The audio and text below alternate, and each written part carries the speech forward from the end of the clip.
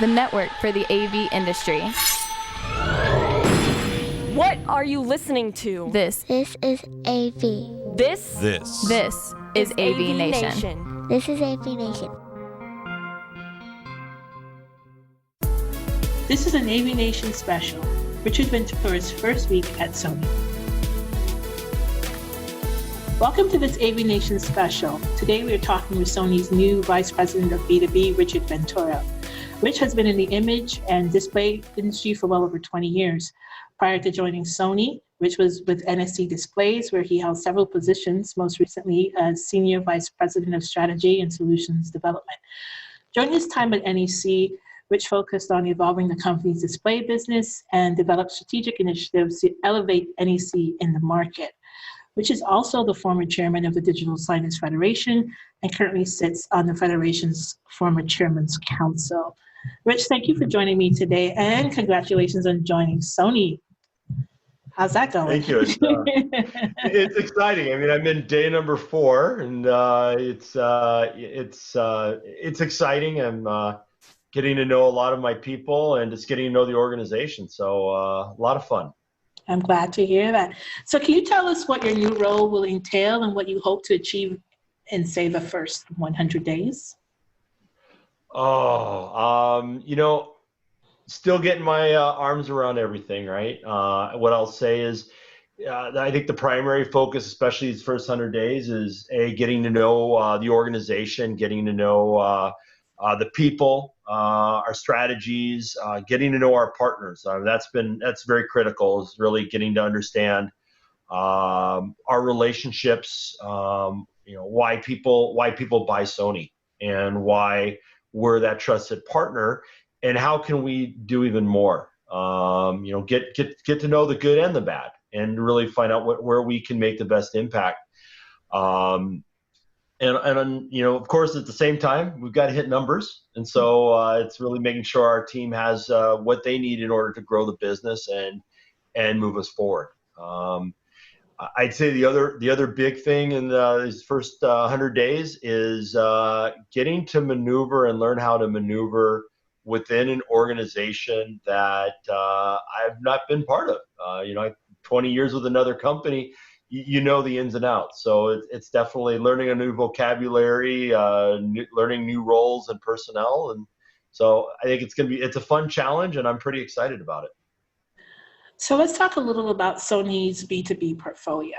And you talk about engaging with clients. What demands are you receiving right now from your target sectors, which I believe are corporate, education, and government? And how is Sony addressing those demands, especially with your client interfacing? Yeah, I mean, we're in this whole new norm. I hate using that term, but we are. Me too, Rich. Norm, right?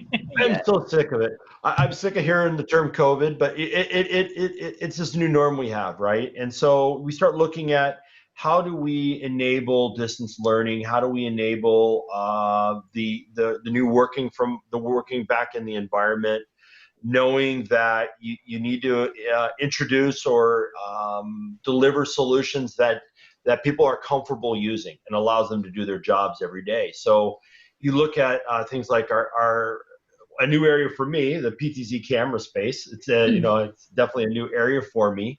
We're seeing it's a huge demand for it. You start looking at our projectors and our displays and how people are utilizing that technology, both locally and remotely. I think e-learning is going to take on a whole new level when we come back to school, when schools start finally coming back in the fall. Yeah. One thing I'm really, really excited about, and I'm getting to learn more and more about, is our Edge Analytics platform and how that's going to be utilized for distance learning. You look at TIOS, which is really about workplace management, and it's giving the ability of control over devices and signage and content. Looking at our mobile room booking solutions, there's all these different things that are really, really exciting about Sony. And I look at what are those technologies that we have that are going to enable businesses to do more without having to be right there physically in front of them touching that display or that projector or that device, right? Yeah. So a lot of those things I'm really excited about seeing. how we can utilize it, and what's not talked a lot about, and I'm really excited about too, is these built-in Android players that we have in our Bravia displays, and how can we use that for digital signage and for communication, and are there these great applications out there that can be used? Yeah. So it's exciting. It's daunting because there's so many toys to play with. But I think it's also it's very opportunistic as we work with our partners and our customers, and we talk about all the different ways and all the different solutions that we have that can help them solve their pain points as they return to the office, as they want to communicate to their employees, as they want to empower business and enable communication both remotely and doing things like distance education. I mean, all this stuff is what helped draw me to Sony. And I think from a portfolio perspective, we've got some great technology that I'm excited about. So talking about this new normal and evolving some of the technologies that are currently in Sony products, you're joining Sony at a time of great global cultural, economic, and social upheaval. With COVID-19, a constant source of anxiety for all of us in the AV integration business, what role do you see digital signage specifically playing in evolving the display sector and helping us emerge in a better position post-pandemic? Well, let's go back to the core of what digital signage is all about. It's messaging, right? That is, if we look at what digital signage, and you go all the way back, and now I start dating myself in the industry, but we go back to what the first and foremost core of what digital signage was, and that was information dissemination. It's communicating a message in real time that can change and evolve due to conditions, be it different times of the day, weather changes. You go down the list of it. That it's a core function of what is needed in this time, and digital signage is going to have such a massive role. And I think everyone needs to remember that digital signage doesn't always necessarily mean it's going to be the largest screen or it's going to be a billboard. Digital signage is truly what it is. It's signage. It's information, and it can go to different levels. And I'm excited to see how the industry steps up to this challenge, because it is a big challenge. I mean, immediately everybody says, "Well, no one's going to be able to see a display anymore. Why have digital signage?" And I'm like, you guys got to understand, it's disseminating that information. Exactly.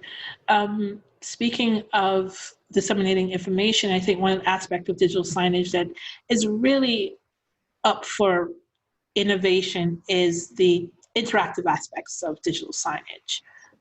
Yes. Where do you think that's going to go? I know we're talking a lot about voice control and so on to kind of solve the problem of not touching things. But what role do you see digital signage playing in evolving like those kind of secondary sectors, so to speak? Yeah, I think when we're in times like this, innovation and ideation become critical. Absolutely. And, we go back 6-9 months ago, and I remember hearing BrightSign announce, well, we have voice-activated digital signage. And I'm like, okay, why? And then now you're looking and go, well, why don't we have voice-activated digital signage? Exactly. So it's innovation is going to be critical, and I think that's what I'm so excited about too with Sony, is that we're a very innovative organization, and so you start looking at touch versus non-touch, and you start looking at voice commanding, and you look at being able to use cameras to interact. I mean, it's almost like go back to looking at how Sony in the PlayStation world, we had cameras, right, to interact and play with our devices. We're going to see, I think, a lot of that innovation continue to happen. I think, do we as an industry as a whole, do we have the answer today? No, we don't. And that's where innovation becomes critical. Is how we see a problem, we see a challenge, we see this opportunity. Now, what can we do? And there's a lot of great companies that are doing a lot of great things. And I, for one, I'm really excited about seeing how can we take some of those different technologies and take all this ideation and innovation that Sony has, and how can we bring it together to really deliver those interactive solutions. I will say an area I think we're going to see us take, I don't want to take a step back towards, but I think this pivot towards is how do we do more innovation, or how do we do more engagement and interaction at our personal devices? Yeah. How do we interact more? So if you look at, let's take digital signage off the side for a second, but collaboration in the meeting rooms. How are we doing that more with our devices, our tablets, our laptops, our cell phones? And how do we do that same thing in the digital signage environment, especially in a public space, maintaining privacy, because we all know that's critical. But I think we're going to see a lot more innovation and ideation over, and we're already starting to see some of these companies coming out with ideas. And Sony's definitely in driving and helping drive a leadership position in that. So I think we're going to see more and more of it. Absolutely. I remember mobile devices really playing a huge role on the residential integration side in terms of controlling the smart home and all of that. And I was always curious as to why that didn't quite evolve to the same level on the commercial integration side. But I think that the demand for it is actually very high right now.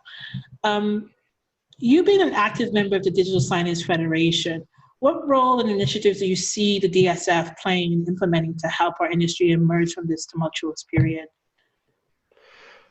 Well, one of the key things that associations always need to do is educate. Education is so critical, and whether it's good times, bad times, it doesn't matter. Education is really critical, and I know the DSF has done just an amazing job with their micro-credentials program and really getting education out to their members. AVIX has done the same thing, right? All these trade associations are focusing on that and how they can deliver more education. And is it education around standards? Is it education around, like we just talked about a minute ago, non-touch interactivity? Is it education around cleaning? I think that's going to be a really critical aspect, right? Is how do we maintain clean surfaces? Is education around content strategies? Because you have a whole new content strategy than you had before. Yeah. It's around education. So I think organizations like the DSF are really focusing on education. I think the other thing that I've seen, and it's kind of tied to education, but it's getting best practices in place, and it's helping communicate those best practices from industry leaders, industry insiders. Go back a year ago, and I think you and I had a conversation a year ago, and we were talking about privacy, right? Absolutely, yeah. Privacy is still critical. Privacy is not going away. Not at all. It's still critical. When you talk about personal devices, in our home, I'm okay using my personal device because it's my personal world. I go to a public space, am I still comfortable doing that? And so, that's playing a big key thing that organizations like the DSF are educating, and they are helping communicate benefits, and they're out there communicating best practices for individuals. I'm really glad you talked about evolving best practices. I think part of that too is just evolving new behaviors, right, for us as people. We're so used to a certain way of being. I think that we too, as much as the world is evolving, we as human beings, how we're socialized is also evolving, which kind of brings me awkwardly to this moment we're having with trade shows, where our trade shows have gone virtual for the safety of all involved. But Digital Signage Expo is going to go forward in September. And Mike Blackman is very confident that ISE 2021 is going to take place early next year in Spain. What do you see as the fate of live events for our industry and for the foreseeable future? And what do you believe is the best way forward with all that we know, both as humans and as trying to get back into some kind of economic good standing? Well, I'll say, and I think you know me well enough to know I'll never say I'm an expert in any of this, right? I think we're all learning together. If I knew and I was the expert of this, I think Avixa and DSE CES and everybody be coming to me saying, okay, we're going to pay you a lot of money to help us grow our business, right? I don't know. I mean, and this is an unknown we all have as an industry. It's a huge unknown. And I've watched, think about it, we've had events going on last week with Avixa, and we've got events going on this week with Launch Week, and we've got all these different things going on. And we're seeing distributors and integrators doing virtual events. And I think virtual events are not going away. I think virtual events are going to have a place, no matter, even if 2 months from now, 6 months from now, 3 years from now, when we come back to whatever this new normalcy is for trade shows, I think virtual events are going to have a play for lots of reasons. You reach a wider audience, you're able to deliver more information at a lower cost point. I mean, there's a lot of value to virtual events. Yeah. But, I'm very actively involved with DSE and Infocom, and I've attended ISE the last 6 or 7 years, and I think there's always going to be a need. There's always going to be that need for that physical face-to-face meeting and engagement. It's critical. As humans, we need to be able to engage face-to-face. I think we all are getting video conferencing fatigue. And being on our screens all the time. So I think the live events are going to still be there, and I think they're really important for us. Obviously Sony has a very big live event business too, and it's critical for our business, but I think it's critical for all of us. We've got to touch and feel and engage. I think it's going to be very interesting to see how we see some of these sporting events coming back. Major League Baseball and hockey and basketball and football, and seeing how the response that, while they're not a trade show, they're still a live event. They're still events that people are engaging. Those are going to help us. Do I want to see DSE come back? Oh, yes, I do. I want to be in front of our customers. I want to show our amazing products. I want to engage with our partners. I want to do all these different things, but I also want to be smart, and we got to be safe. And so, I would love to say I have the answer. I don't, but we're gonna watch and be very cautious about it. But we're gonna be smart, and we're gonna find those best ways that we can engage with everybody. Rich, I really appreciate you joining me today. It's been amazing talking to you. How can listeners reach you now that you're at Sony? We're also familiar with you being at NEC. Obviously, you can reach me through our organization.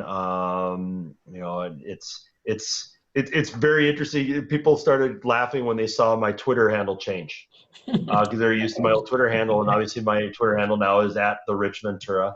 I'm always available that way.